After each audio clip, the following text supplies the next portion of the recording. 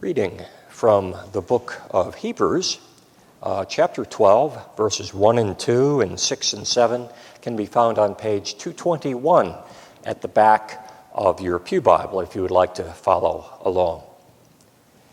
Therefore, since we are surrounded by so great a cloud of witnesses, let us also lay aside every weight and the sin that clings on us so closely, and let us run with perseverance the race that is set before us, looking to Jesus, the pioneer and perfecter of our faith, who, for the sake of the joy that was set before him, endured the cross, disregarding its shame, and has taken his seat at the right hand of the throne of God.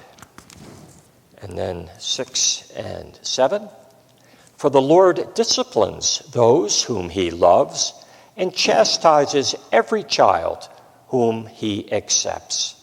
Endure trials for the sake of discipline. God is treating you as children. For what child is there whom a parent does not discipline? Amen. How many of you who are here this morning have watched even a little of the Olympics? Well, yeah, okay. Quite a number of you, and that's good. Of course, they were supposed to be held last year, but they were postponed due to the COVID-19 pandemic.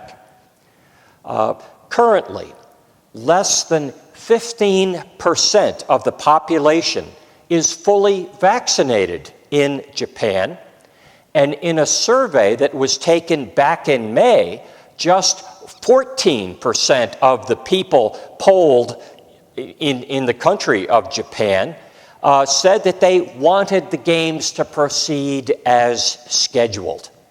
And those 14% were probably the ones who were already vaccinated. The thought of some 70,000 athletes and coaches and staff and officials and media personnel coming from all over the world was frightening and led residents of Tokyo to be protesting in the streets, insisting that the games were simply not worth the risk. Yesterday, Tokyo reported 4,000 new cases of COVID. Time magazine calls them the pandemic games. But a lot of money is riding on the Olympic Games. The cost to the International Olympic Committee, the Japanese government, and the organizers has been estimated at $12.6 billion. And because of the delay, the IOC recently announced that it was chipping in an additional $800 million. Now, on the income side of the balance sheet, the network NBC signed a deal to broadcast the Olympics for the next 10 years and will pay $7.65 billion for the privilege of doing so. Of course, the athletes have spent years getting ready for the games, and we are watching in awe their spectacular performance. Here they are, the best athletes in the world, and it's just stirring and exciting to see these people, these men and women who have trained so carefully, at last competing, each of them doing their very best to try and win a medal. Now, when I think of the Olympics, I confess I usually think of the traditional track and field events that involve, the running and the jumping or throwing things. I always find myself just feeling honestly surprised by modern Olympics, which include such events as skateboarding, BMX bike riding, or badminton. These are things that I think of as being summer backyard games with children. And it's amazing to see them rising to the level of Olympic events. Now, I'm in no way trying to put down the acrobatic skill or the athleticism of those who are participating in these events. I'm just surprised. These games we used to play for fun have now become official. Well, sports were very popular back in Bible times, and they were an important diversion throughout the ancient world, in a world without radio or television or movies. Almost all of the larger cities had amphitheaters and stadiums and arenas and gymnasiums and hippodromes for the racing of horses or chariots. By New Testament times, the Olympics had been a tradition for like 800 years. Sports were very popular in Bible times. Of course, the events tended to be different back then. They didn't have climbing or beach volleyball or sprint kayaking, but they did have such events as wrestling and boxing and horse racing and chariot races, of course, long jumping, discus throw, javelin throwing, so on and so on. They didn't have many of the rules that we have today to control the sports. And as a result, many of the ancient competitions were much more violent. They were bloody, sometimes they were even deadly. Ancient writers tell of how disfigured and scarred their athletes became. But the athletes themselves carried their scars as marks of honor. In the first century, they didn't give gold or silver or bronze medals to the winners, but they did present the victor with a wreath, a woven wreath of laurel leaves to wear on their head as a symbol of their victory. When we consider just how important sports are to millions of people around the country and around the world, it's not surprising that so many terms and phrases related to sports are commonly used in our language. When you've done something really well, someone might come up to you and say, "Wow, you really knocked it out of the park." Not only was it a home run, but it was done in a spectacular way. Or if you're pleased with your performance, you might say it was a slam dunk. There may be a time when we've done all that we can do, and now it's up to somebody else or some other board or committee to make a decision. And so we say, the ball is in their court. It's up to them to make the next move.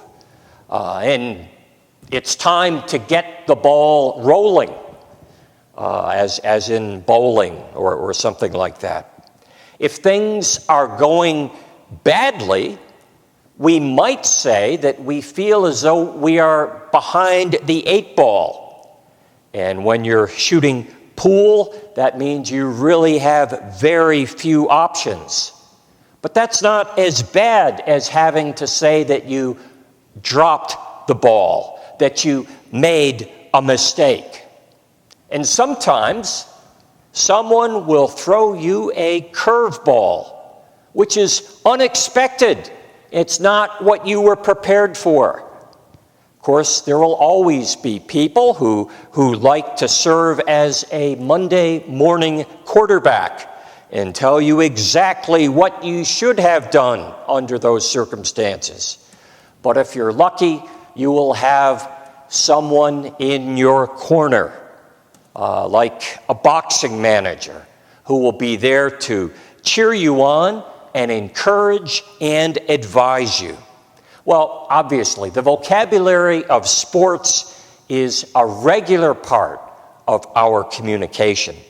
So also, the Apostle Paul used sports metaphors because they were so readily understood by his listeners. And this morning I wanted to focus on Paul's sports talk. Paul wrote of the self-control and the discipline that an athlete endures in order to prepare for athletic competition. He wrote, "Everyone who competes in the games goes into strict training. Let us also, in our spiritual life, lay aside every weight and hindrance that might slow us down, as all who run in a race take care to do."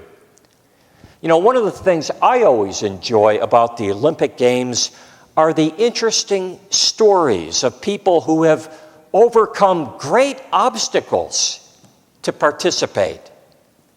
Wilma Rudolph was born prematurely, and at first it didn't look like she was going to survive at all. And then when she was 4 years old, she came down with polio, and her left leg was completely paralyzed.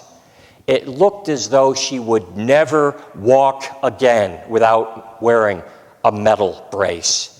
At age 9, she made up her mind she just wasn't going to wear that stupid brace on her leg anymore. Sounds like a 9-year-old, doesn't it?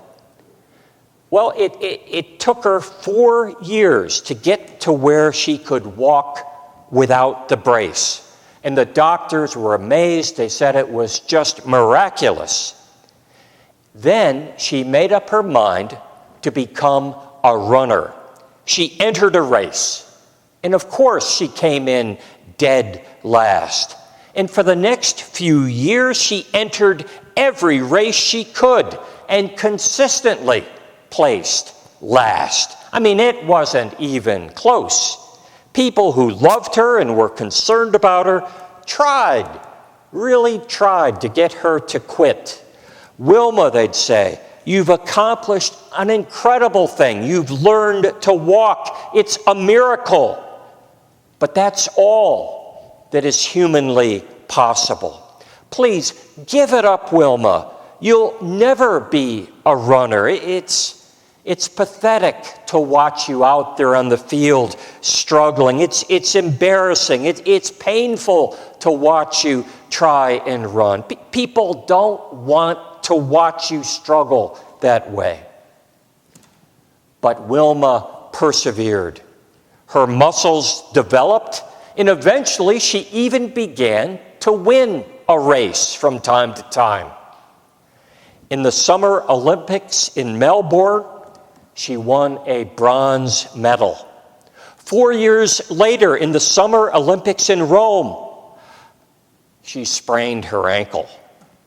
Well, she got the team doctor to tape it all up, and she went on to win 3 gold medals that summer. The newspapers were trumpeting her as being the fastest woman in history. She was the United Press Athlete of the Year. She was the Associated Press Woman Athlete of the Year. She met with the president. She was voted into the Olympic Hall of Fame. She even had her own postage stamp. It's amazing what a person can do when they really focus on a goal and they refuse to give up. Wilma had to overcome tremendous obstacles. The Apostle Paul also had to overcome tremendous obstacles in the race that God had given him to run. He had been raised with strict religious training, but turned out to be religious in all of the worst ways, judging and persecuting people he disagreed with.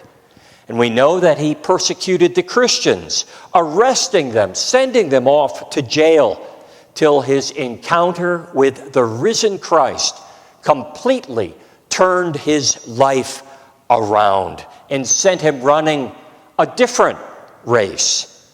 Like the athletes of the first century, Paul's body was beaten and scarred by the ordeals he went through. For him, the marks of his suffering were proof of his sincerity and his determination to do the work that God had given him to do. So often we think of challenges and obstacles as being bad things, but perhaps they are what is needed to make us strong, so we will really focus on what is important. Rather than avoiding the difficulties of life, perhaps we should be praying for obstacles that will challenge us and help us to grow and struggle to overcome them. In Hebrews, we read a little earlier that the Lord disciplines those that he loves. He chastises every child whom he accepts. Endure trials for the sake of growth. Well, secondly, Paul warns us of the temptation to take the easy way. To the church in Galatia, Paul wrote, "You were running so well. What happened? What prevented you from obeying the truth?" As is the case with athletics, no one is crowned a victor without competing according to the rules. Could it be that in ancient times there were people who tried to cheat?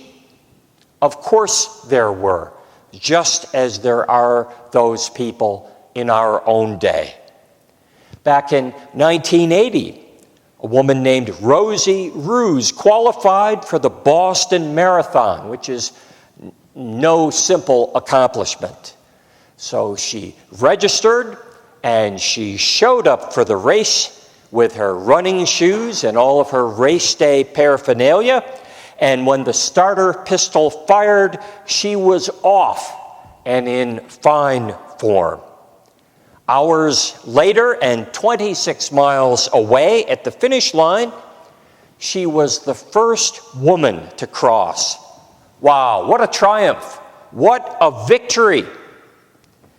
But as the race officials reviewed the race, they became suspicious because Rosie only appeared in the videotapes recorded in the last mile of the course. An investigation revealed that she had quietly dropped out of the race and then taken public transportation to a point about a mile from the finish line, where she rejoined it and ran to a false victory. Of course, when the truth came out, she was officially disqualified. Perhaps this was something that Paul saw in his own day, even within the church. People claiming God's forgiveness for their sins and even being baptized and then quietly drifting away from the race, confident that when the day arrived that God called them home, that they would be able to blend in with the saints and cross the finish line. Paul warns, God is not fooled or mocked. You will reap what you sow. There was a terrible accident at the Tour de France bicycle race this spring.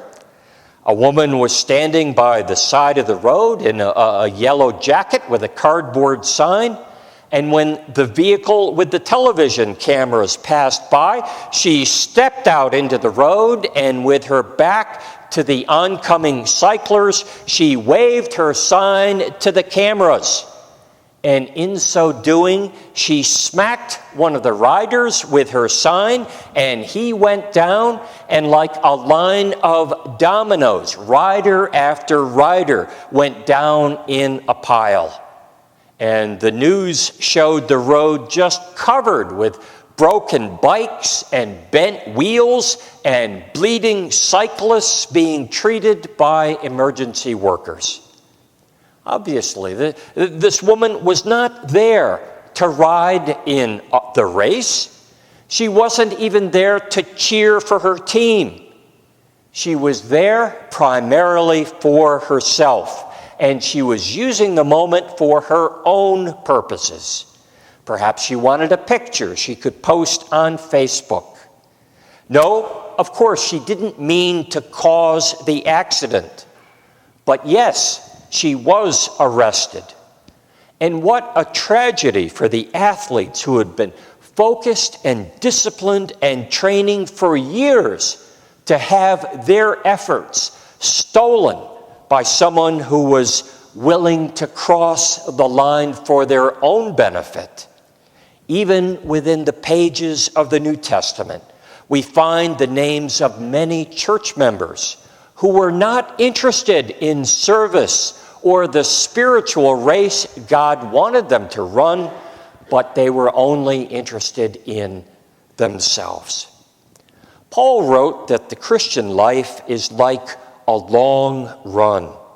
We are to run with endurance and patience and stamina the race that is set before us.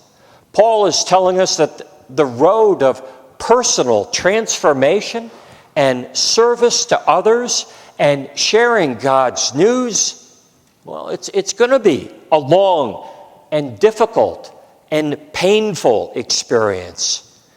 But we are to keep at it. We are to keep struggling, keep trying, keep sacrificing for the goals that God has given us. Then when your race is over, you'll be able to join Paul in receiving from the Lord a crown of victory, a crown given to the righteous and to all who have completed their race. Amen.